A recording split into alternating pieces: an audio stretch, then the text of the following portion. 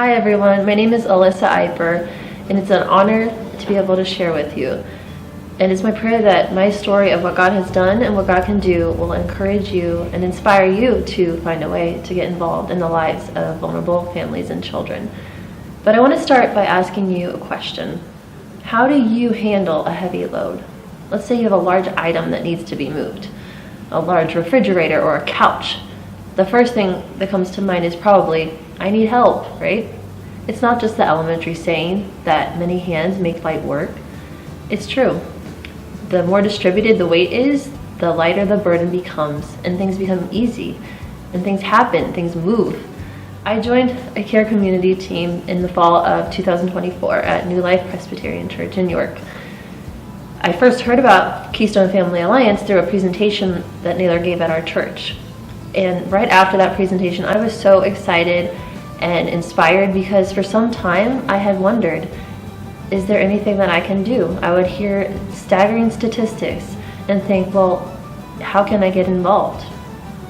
So after that presentation, I reached out to find out how I could be a part of a care community team. And as it turned out, there was a team forming in my church right then. So we were up and running over the next few months.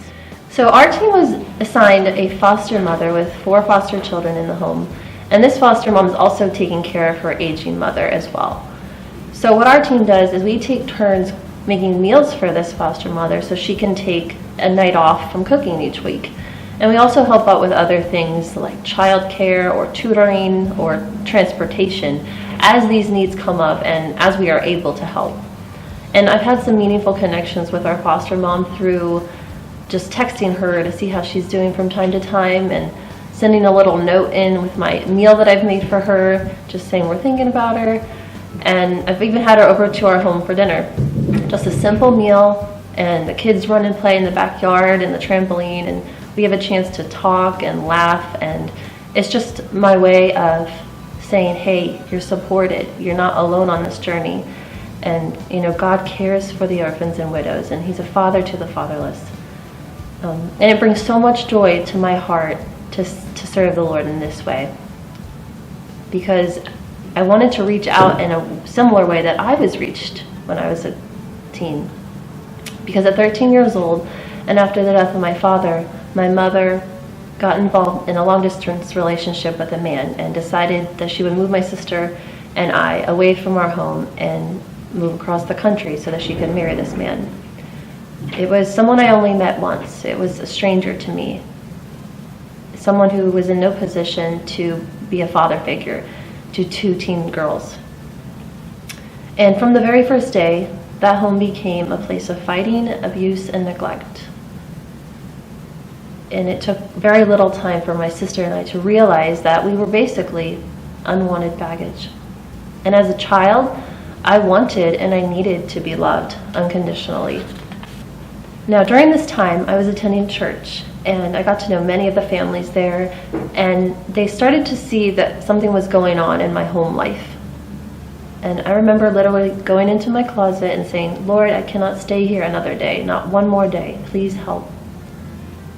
Multiple people in that church and outside of church stepped in to help me in so many different ways, which eventually led to my being taken in by a family at our church.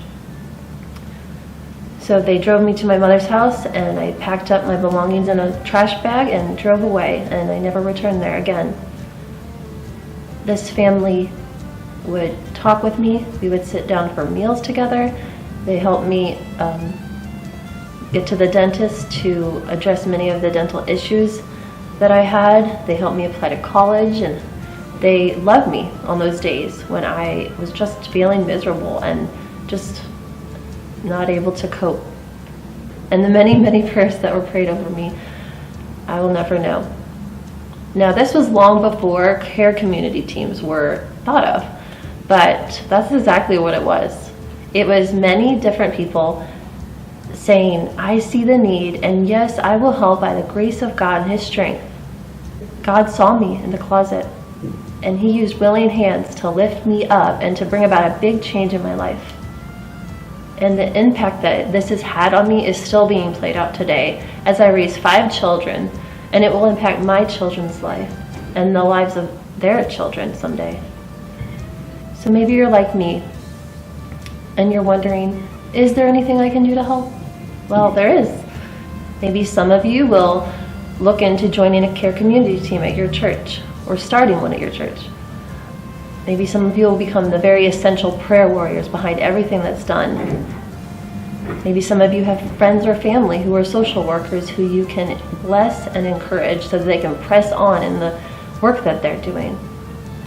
And maybe for some of you, this will be an opportunity for you to give generously. Let's talk about that heavy weight again.